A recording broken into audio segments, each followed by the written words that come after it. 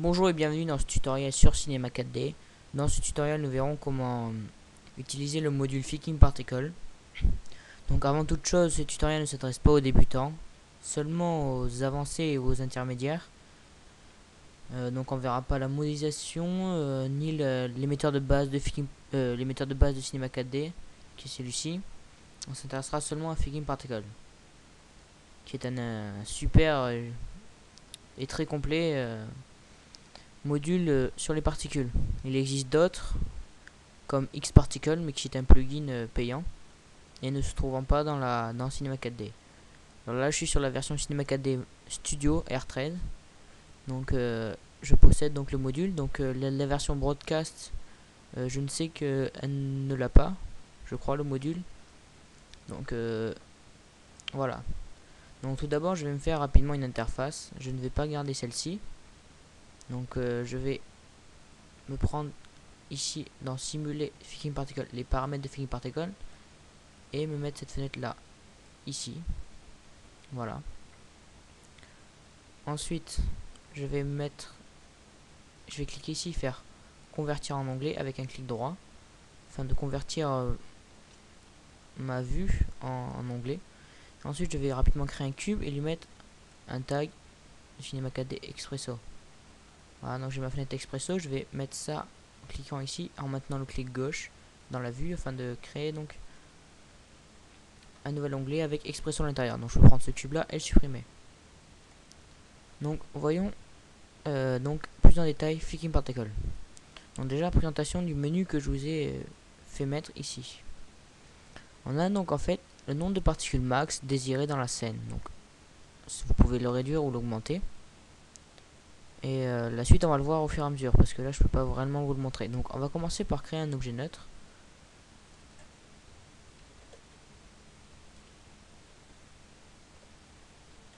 Voilà. Et je vais lui mettre le tag Expresso.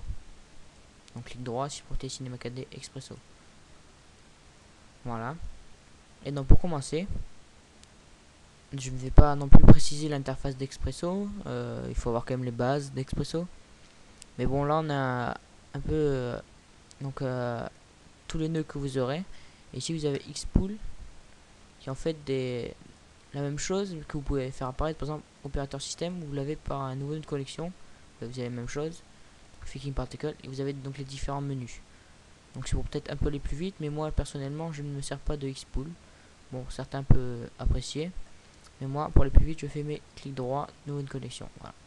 Donc pour commencer on va faire un clic droit, donc nouveau de connexion, Figma Particle, et dans générateur, TP Generator, on va voir le plus célèbre générateur de particules de Cinema 4D au niveau de Figma Particle, c'est le péorage. Avec le péorage on peut faire pas mal de choses. Je retourne dans ma vue et je fais play. Je vais augmenter mon nombre de frames. Voilà, donc là on voit que ça émet d'origine donc des particules sous la forme d'un cercle, l'émetteur. Donc voilà, une animation basique avec des particules. Alors maintenant, voyons en détail donc ce menu là. Rapidement, on a le type d'affichage. Je peux le changer, par exemple flocon, ça fait un peu trop gros. Plus, c'est peut-être un peu trop petit, mais au moins ça ne gêne pas trop dans la scène. Quand il y a autre chose dans la scène que des particules. On a croix, ce qui est d'origine. Tiret, c'est un peu comme ce que vous avez ici. Et celui-là qui ne sert à rien, enfin pour moi, les boîtes. Je trouve que ça remplit trop la scène. Ça fait trop gros. Donc moi je reste sur croix. Donc ensuite on a ici l'affichage de nombre de particules que vous avez dans votre scène. Là on voit que c'est 100. Là on voit que c'est 2. Donc là vous voyez, ça augmente. Donc en temps réel, ça qui est très très bien. Et donc là on voit que ça s'arrête à 100. Donc je retourne dans Expresso en double cliquant ici. Je vais peut-être réduire ça, voilà. Donc le péorage, voyons un peu ses attributs. Donc dans ses attributs on a, voilà, je suis au max. Voilà. Donc on a son type. Donc le type c'est en fait la forme donc de notre péorage. Donc l'émetteur de base de Cinema 4D et lui un carré qui peut être un rectangle. Une fois modifié ses largeurs et tout. Voilà. Et donc là, faut que je retourne là-dedans. Voilà, je prends ça. Voilà. Donc, je reprends donc mon péorage. Donc, le type, donc, on peut remettre rectangle. Si vous appréciez cette forme de type de générateur. Pour ma part, je préfère sphère, cercle. Ensuite, naissance. Naissance, c'est différentes façons donc de faire naître vos particules. Alors, vous avez quantité maximum. On a le taux par seconde et par image. Voilà. Donc, taux par seconde, en fait, c'est le taux de particules par seconde. On voit que par seconde, il y en aura 100. Vous voyez, toutes les 1 seconde, il y aura 100 particules. Pour changer donc ces secondes là, il faut aller dans les paramètres de Cinema 4D. Pour faire ça, vous faites un CTRL D. Et là, automatiquement, en faisant bon, je vais reprendre ma scène. Enfin voilà, vous faites quelque chose. Et pour ouvrir les projets de Cinema 4D, vous faites un CTRL D. Tout simplement. Et là, vous avez l'IPS, donc un peu le frame par seconde, le FPS, et on peut changer à 24. Voilà. Ok. Ensuite. Voilà. Ok. Voilà, donc, qu'est-ce qu'on a ensuite? Donc dans Expresso, je retourne. On a la durée de vie déjà. Donc là c'est de 3 secondes. Donc on peut augmenter ça à 48 ou le diminuer. Enfin, à vous de voir. Enfin, là je le diminue, vous pouvez l'augmenter. On a ensuite sa variation de durée de vie. On peut mettre 20. Enfin, je vais peut-être augmenter. Donc, je vais mettre le double, 96. Donc ensuite, donc c'est 4 secondes, 96. La vitesse, mettre 200 par 20. Donc là on va voir ce que ça va faire. Donc là il y aura une variation de vitesse, et certainement plus vite que d'autres. Et la durée de vie est déjà un peu plus élevée. Donc là on aura un nombre de particules déjà plus élevé, vous voyez. 300 à peu près, 370, voilà, 360. Ça se stabilise à peu près là, tout en bougeant. Ok. Ensuite on a l'angle, oui. Donc vous pouvez définir l'angle que vous voulez que vos particules prennent. Par exemple 90 par 90.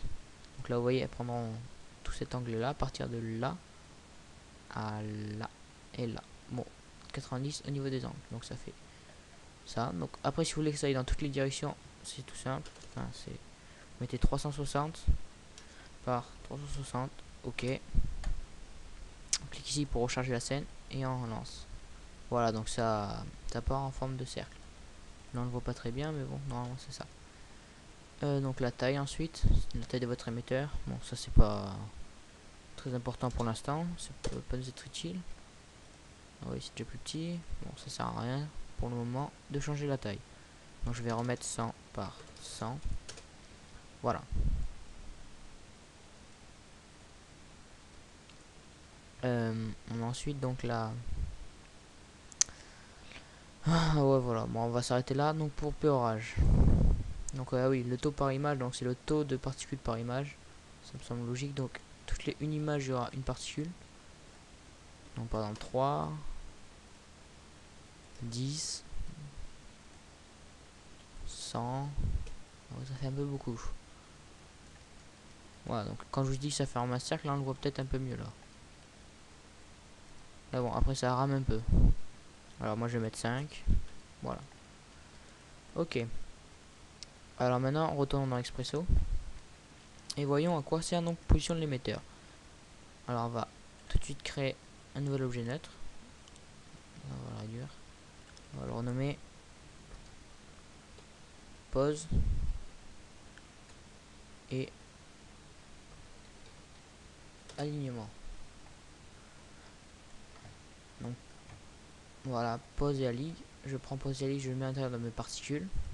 Donc ça sera, on va se servir de cet objet neutre pour faire la position et l'alignement de notre émetteur. Donc je vais vous expliquer cela. Donc pour ça je prends pose à ligue. je l'agrandis. Voilà. Donc on navigue dans Expresso pareil avec la scène. Donc contrôle, Alt, bouton milieu de la souris, Alt, clic droit et on fait glisser pour zoomer. Et par contre on peut pas faire une rotation sur un plan 2D, ça paraît logique. Donc je vais cliquer ici dans ce rectangle rouge et appeler les coordonnées de rotation, de position. Voilà. Et je vais lier ces valeurs entre elles. Donc là ça veut dire que la position de mon émetteur de particules suivra toujours mon objet note pose à ligne. Pour vous le montrer, on va rapidement créer une animation, excusez-moi. Je clique ici afin de créer une clé. Je peux aller par exemple 32 frames plus tard. Donc, et la mettre ici. Je vais peut-être un peu l'augmenter.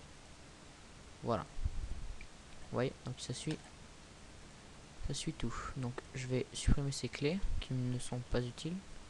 Enfin, pas nécessaires pour l'instant. Voilà, c'était pour vous montrer que elles étaient bien liées ensemble. Donc je reprends ça. Donc oui, vous voyez que ma résolution d'écran n'est pas super. Donc j'essaie de faire au mieux. Voilà. Ok. Donc maintenant l'alignement. Donc pour faire ça, on va appeler ici la matrice globale en fait. Donc, la matrice globale sont toutes les coordonnées de position, de rotation, etc. Et ici donc l'alignement. Je vais essayer de centrer un peu mes boîtes. Bon, c'est pas nécessaire du tout. Et je lis donc ces deux valeurs ensemble. Donc nous en fait, je veux que ça parte pas sur le côté, mais d'en haut. Donc, pour faire ça, je prends pause à ligue et je lui fais une rotation ici à 90 degrés. Donc vous voyez en maintenant Shift, ça me permet de faire une rotation de 55. Et là, vous voyez, ça part bien d'en haut. L'émetteur est bien centré. Alors maintenant, je vais simplement venir ici, et rechanger l'angle par plutôt 180 par 180. En appuyant sur tabulation, vous voyez que je descends sans faire refaire ça et ça. Je descends directement. Vous voyez, tabulation pour descendre entre les différents réglages. Donc là, vous voyez, ça partira pas en bas, mais ça couvrira toute la surface ici. Voilà, bon, c'est ce que je voulais. Peut-être pas 180. Je vais mettre 120, voilà. Ok. Donc maintenant, on va s'intéresser au groupe de particules. Donc, comme vous le voyez ici, on a différents groupes de particules. Par exemple, on peut en ajouter en faisant un clic droit sur global, ajouter. Et là, on crée des groupes de particules. On peut les renommer en double cliquant dessus. A. On peut changer leur couleur en cliquant sur le rectangle blanc. Bleu, voilà. Ok. Et ensuite, on peut par exemple créer différents groupes de particules. Donc, depuis l'Expresso. Donc pour ça, on va cliquer ici et faire naissance de particules. Et là, on va avoir besoin d'un nouvel objet, un nouveau nœud qui s'appelle nouvelle connexion, Figure Particle standard, et ça s'appelle un P-group. Voilà, donc P-group, on le lit. Voilà. Et donc, dans P-group, on prend notre groupe. Et en fait, pour définir le groupe, on fait glisser voilà, A dedans, à l'intérieur.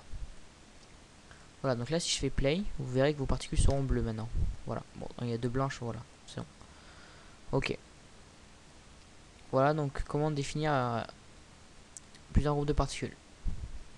Ensuite, voyons comment modifier ces particules-là. Par exemple, appliquer des effets à ces particules-là, tels des effets dynamiques. Donc pour ça, on fait un nouveau clic droit dans la scène, dans le groupe X, dans Expresso. Nouvelle connexion, Figure Particle initiateur et P conduit. Donc P conduit va nous permettre donc de faire des choses à nos particules. Donc je prends A et je fais glisser dans mon P conduit, donc afin de faire modifier les particules du groupe A. Donc toutes les particules du groupe A, c'est ce P orage là en fait, qui a la position et l'alignement de pose à ligue. Voilà, pour l'instant ça m'a l'air clair et assez simple. Donc voilà, continuons. Donc maintenant, qu'est-ce qu'on peut faire par exemple un autre P conduit? Alors on a plein de choses qu'on peut faire, qu'on peut trouver ici dans dynamique, dans les assistants, les standards. On peut faire plein de choses. On va par exemple voir le P-vent. Je prends un P-vent. Et là, si je le lis, on voit que ça ne va pas fonctionner en fait. Je vais pas vous le montrer, mais on n'aura pas de vent. Pour que le P-vent fonctionne, donc faire du vent avec pour nos particules, il faut utiliser un nouvel objet, encore un objet neutre, que je renomme vent. et que je remets dans particule, enfin la hiérarchie, je prends vent et je le mets dans mon p-vent. Et là vous voyez qu'il n'y a plus de known, mais le vent. Et là on voit bien que dans notre objet, donc dans les attributs de mon p-vent, j'ai bien mon vent. Voilà. Et on va aller tout de suite dans la scène pour voir ce que ça nous fait. Alors voilà, on a un icône ici, vous voyez déjà les particules sont déviées vers là. Et on voit qu'on a un icône qui s'est rajouté à notre scène, qui est en fait la direction de notre vent. Donc on peut tout de suite le modifier, donc prendre le vent là, le déplacer, vous voyez. Et carrément leur donner donc l'orientation que vous voulez leur faire. Par exemple, ça y est, voilà, plus comme ça.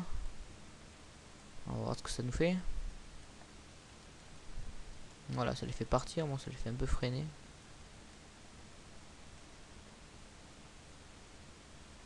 Voilà, donc là c'est pas super. Donc je vais mettre plutôt 0, voilà. Donc là on a la direction du vent, donc qui ira toujours à droite. Donc ce vent est, on peut augmenter donc son intensité, comme vous voyez. Intensité, je passe par exemple à 200. Là on va voir tout de suite, voilà, ça va tout de suite plus vite déjà. On va aller encore plus dans les extrêmes. Là on le voit bien. Vous voyez. Bon voilà, voilà quoi peut servir le vent. Donc je vais vous montrer les différents donc différents nœuds qu'on peut faire à nos particules. Comme ça reste une petite introduction à Ficking Particle.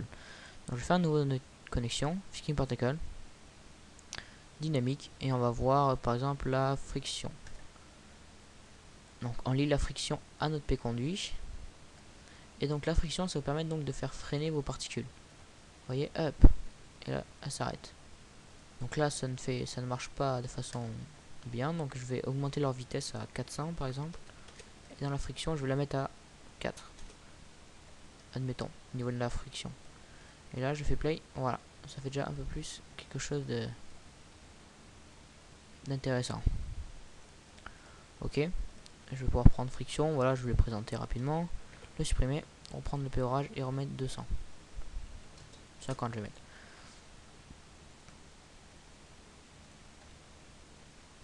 Voilà. Donc nous une connexion, Ficking Particle, dynamique, et qu'est-ce qu'on peut voir par exemple le P-bulle.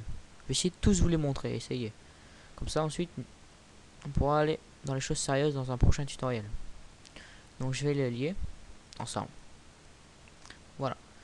Donc P-bulle va nous faire un effet de bulle. Vous voyez les bulles dans les airs, quand vous faites des bulles quand vous êtes gosse. Voilà ce que ça peut faire. Donc l'effet au vent de nos particules.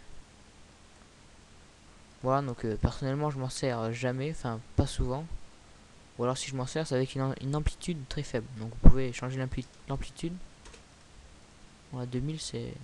Voilà, ça donne ça. 10 ça fait peut-être un peu bouger, là ça peut faire donner un effet.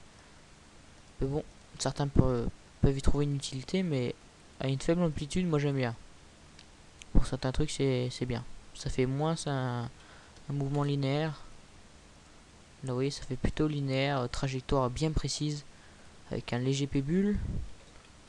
Voilà, on a quelques petites déviations. Donc une amplitude peut-être pas à 10, alors on peut diminuer leur vitesse également. Voilà, ça bouge moins rapidement. Voilà, donc ça c'est à connaître, le P-bulle. Mais à l'utiliser à peu près... bah, vous pouvez bien sûr, ce que je dis, vous pouvez l'utiliser comme vous voulez, mais moi je vous conseille donc de le faire à faible amplitude. Mais ça peut toujours servir à grande amplitude pour certains projets. À vous d'avoir l'imagination qui va avec. Donc je vais prendre le P-bulle et je vais le laisser avec. Je vais faire à nouveau une connexion, Ficking Particle. Voilà. Et donc on va voir par exemple la gravité. Donc la gravité, vous voyez qu'il y a known. Donc également la gravité a besoin d'un objet pour fonctionner. Donc c'est parti, nouvel objet neutre. Gravité, je le remets dans mes particules. Voilà, je prends gravité, je le mets là-dedans. Et je le link, donc lié à mon P conduit A. Ouais, mais j'ai plus ma gravité, voilà. Et donc là, qu'est-ce que ça nous fait d'origine? Alors là, on voit que la gravité a lieu sur le côté. Donc ça fait un peu l'effet du vent là. Mais nous, on va plutôt... Logiquement, la gravité a lieu vers le bas et pas sur le côté. Donc une petite rotation. Hop. Si je la fais correctement, ce serait un peu mieux. Voilà. Donc moins 90. Ah oui, c'est bon. Ok. Donc là, vous verrez que les particules partent vers le bas. Voilà. Voilà l'effet que ça peut donner. Ok. Donc je vais le laisser pour le moment. Et voilà, donc vous pouvez augmenter l'intensité, etc., etc. Donc maintenant, voyons encore, on va encore voir le maximum possible. Donc la déviation, voilà. Donc, je le prends. Donc la déviation, encore lui aussi, besoin d'un objet fonctionné. Par contre là, on va pas du tout utiliser un objet neutre, mais un plan. Je prends un plan. Alors je vais le baisser, l'agrandir avec la optimiser l'échelle, raccourci clavier. Voilà, donc ça sera mon sol. Ok, je le rends digital avec cette icône là ou le raccourci clavier C. Et je double-clique ici afin de plus le voir dans la scène et plus le voir au rendu.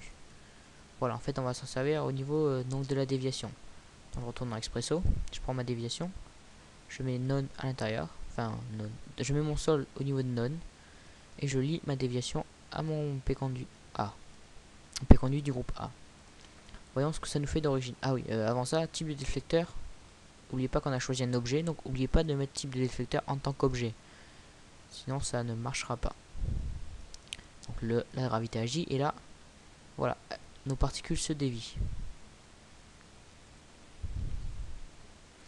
Peut-être pour mieux le voir, on va peut-être augmenter la puissance de la gravité. Oui, on peut faire ça. On va aller dans gravité et mettre 200. Voilà.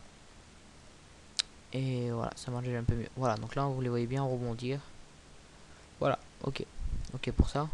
On va peut-être augmenter un peu le plan. Voilà. Ok. Maintenant, qu'est-ce qu'on peut voir? Dynamique. Je vois pas.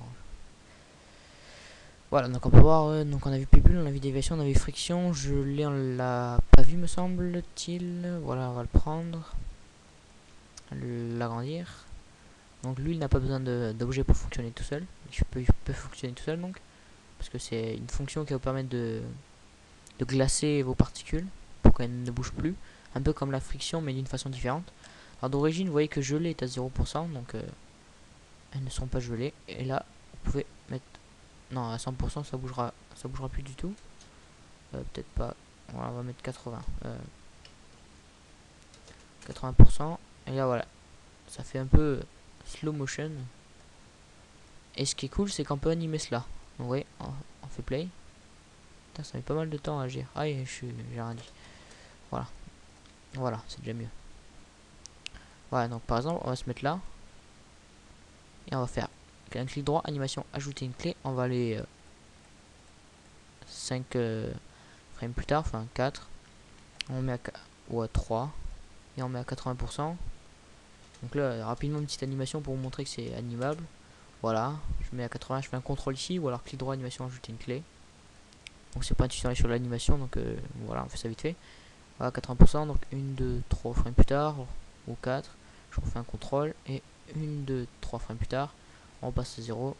Et je refais un contrôle ici, avec un clic gauche sur le carré. Voyons l'animation très rapidement créée. Voilà. Bon, c'est peut-être un peu rapide.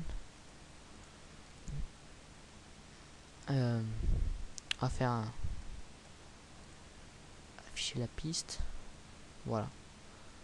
Bon, là vous pouvez donc accélérer ou réduire donc l'animation ou l'avancer dans le temps. Bon, on va pas voir ça, on verra ça sur un tutoriel sur l'animation, je pense. Pas après celui-là, je pense que mon prochain tutoriel sera sur le module R. Donc je préfère pas le voir pour l'instant. On va se laisser ça. Ok, alors on peut continuer le tour d'horizon de Film Particle.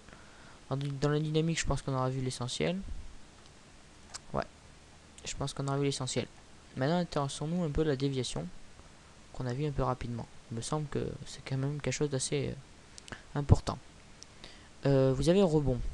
Rebond, vous voyez que dans la vue, elle rebondit une fois qu'elle touche le plan. Donc, quand elles sont déviées, elles rebondissent. Bien sûr, si vous n'avez pas envie que ça rebondisse, vous pouvez mettre 0. Voilà, moi ça vient se coller en gros. Voilà, bon, alors bien sûr, si vous voulez que ça rebondisse des masses, vous pouvez toujours changer les paramètres. Donc là, on a toujours le slow motion que j'ai mis tout à l'heure, donc avec l'épée gelée.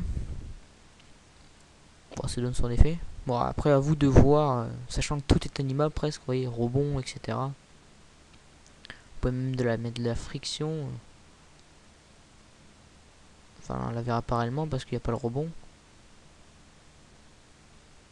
Voilà, donc là, elle rebondisse un peu sur le sol et elle revient ensuite.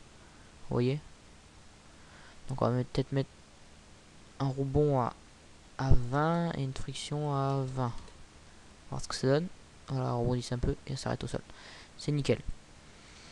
Voilà, donc ensuite, ce qui est intéressant avec la déviation, c'est que vous pouvez par exemple, dès qu'elle touche le sol, créer ce qu'on appelle un événement. Donc pour faire ça, vous cliquez ici, vous avez événement. Voilà, donc ça c'est très intéressant. Et l'événement, ça peut être ce que vous voulez. Alors l'événement, ça peut être réellement, mais tout ce que vous voulez. Par exemple, ça peut être bêtement activer un nouveau péorage. Donc pour ça, vous faites un clic droit, nouvelle connexion, Figma Particle, générateur un péorage. Et donc en fait, ça va nous activer donc un second péorage. Et donc pour faire ça, ça va être comme ça l'excuse pour vous montrer une autre fonction. Et bien déjà, on va faire un clic droit ici, activer, un clic gauche, excusez-moi, ici, activer. On va le lier ici dans l'événement. Ça veut dire que quand la déviation aura lieu, on activera un second péorage. Mais pour le distinguer, enfin, j'ai un lit. On verra déjà. Normalement, il va être blanc parce que le global des particules sont blanches. Voilà. Donc, elles sont blanches. Waouh. Donc là, vous voyez que c'est un peu énorme parce que vous avez énormément de particules qui viennent toucher. Donc, bien sûr, ça sera un peu. On va réduire un peu ça. Donc, je clique sur mon péorage, je reviens sur mes attributs. Je vais peut-être mettre 10. Je pense que ça sera déjà beaucoup mieux. Slow motion, ça rebondit. Voilà, c'est déjà un peu mieux. Ça fait un peu. Ouais, ça fait une séquence, on dirait. Pas super. On va plutôt se mettre en taux par image dans ce cas. Voilà. Oh là. Une, ça fait énorme. Alors, je sais pas si on peut mettre 0,1. Non, ça ne marche pas. Alors, peut-être taux par seconde. Voilà, là, c'est pas non plus ça. C'est pas la peine, ça fait sec. Ah oui, non, mais on va laisser en quantité maximum à 10. Ouais, c'est pas grave, même si on a cet effet là. On va essayer de le diminuer avec 20. Voilà, c'est nickel. Ok. Donc maintenant, on veut par exemple que ça se passe au niveau de ces particules là. Donc là, ce qui va être intéressant, on va mettre l'alignement comme tout à l'heure. Et ici, vous avez par exemple la position de l'événement dans la déviation. Et on va la mettre par exemple ici. Et l'alignement va reprendre pose à ligue, oui c'est ça. Et prendre la matrice globale et la ligne. Donc vous pouvez faire deux liaisons, ça va pas bugger. Voilà. Donc là, logiquement, elles sont une fois touchées vers le sol, ça va se passer ici. Voilà. Et aligné bien vers le haut. Donc là, ça fait pas mal de particules. Voilà, donc ça marche, c'est nickel, vous voyez, ça marche bien. Et là, ce qui va être intéressant, vous voyez qu'elles sont blanches, donc c'est pour les distinguer. Et ça, par exemple, on peut refaire donc une naissance de particules avec un nouveau p-group. Standard 1 p-group. Et là, on va peut-être, on va retourner là. Dans global, faites un clic droit, ajouter. B, on va changer sa couleur en rouge, hop. B, on le fait glisser dans global. Et on lit la naissance de particules avec le groupe B. Donc là, j'essaie de vous montrer sans chercher à faire quelque chose d'assez complexe. Je pense que pour l'instant, ça m'a l'air clair. Voilà, donc elles sont bien rouges.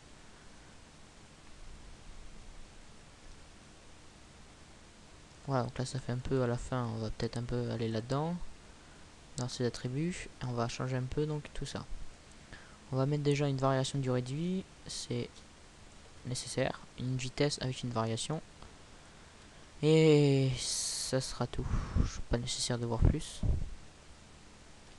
Maintenant, comme ça reste une petite introduction à Figma Particle, je me préserve les TP que je ferai sur Figma Particle très complexes. Enfin, très complexe, beaucoup plus complexe que ça. Du genre faire une tornade avec des particules, du feu, etc. Donc là, des tutoriels beaucoup plus longs et beaucoup plus avancés. Donc là, ça reste une petite introduction brève. Donc mes tutoriels porteront donc sur Figma Particle. sur le module R, MoGraph et peut-être le rigging. Ouais, tout ce qu'il y a là. Mais ça, c'est pas sûr. Donc voilà. Maintenant, voyons rapidement donc comment rendre très rapidement nos particules avec le rendu de cheveux. Donc pour ça, on fait créer une matière, créer matière et on fait rendu matière cheveux, matériau cheveux. Donc dans mes paramètres de rendu, automatiquement, ça m'a mis le rendu cheveux. Voilà. Je vais donc dans les attributs de ma ici, moi je vais cliquer là pour ouvrir. Voilà. Je vais mettre ça à rouge par exemple, donc pour changer la couleur, vous changez le dégradé. Mais comme je l'ai dit, je ferai un tutoriel sur R, donc je fais ça très rapidement. Et voilà, et pour rendre vos particules, c'est tout bête. Vous faites mince, mon graphe, traceur. Et dans le traceur, vous avez donc la référence. La référence, ça va être toutes nos particules. Donc vous faites lycée global intérieur de référence. Et là, toutes vos particules seront tracées. Vous voyez? Ou après, si vous voulez tracer qu'un seul groupe de particules, vous faites glisser qu'un seul groupe. Ça peut être le groupe A, le groupe B, comme vous voulez. Voilà, donc à vous de voir. Voilà, donc là au rendu, vous voyez ce que ça nous donne. On voit que dalle. Parce que j'ai oublié de donner le matériau à mon traceur. Et là, ça y est, on voit. Donc voilà comment rendre le traçage. Ensuite, si vous voulez voir donc la position de vos particules, par exemple, que vos particules deviennent des cubes au rendu, par exemple, et qu'elles suivent donc le mouvement des particules. Donc on prend un cube que je vais mettre à 5, 5 et 5. Donc ce sera ce cube là qu'on verra sur nos particules. Donc pour ça, je fais MoGraph, cloneur, et dans ce cloneur, je mets mon cube. Et mon cloneur, je le mets en mode objet. Et donc l'objet, ce sera par exemple mon groupe A. Voilà, donc mon traçage est fait. Et donc on a nos cubes qui vont suivre à chaque fois donc les particules. Voilà donc basiquement comment rendre les particules. Donc on verra d'une façon plus approfondie. Donc il y a encore une autre façon que je n'ai pas montré. Enfin il y en a encore deux même pour les rendre. Mais je préfère me réserver ça. Comme ça reste une brève intro à Faking Particle. Donc j'espère que ce tutoriel vous a plu. Donc c'est mon tout premier tutoriel. Et donc soyez indulgents. Excusez-moi si j'ai bafouillé ou si la qualité du son n'est pas super. Et voilà, donc j'espère que ça vous aura plu et qu'on se retrouve pour un prochain tutoriel. Salut à tous.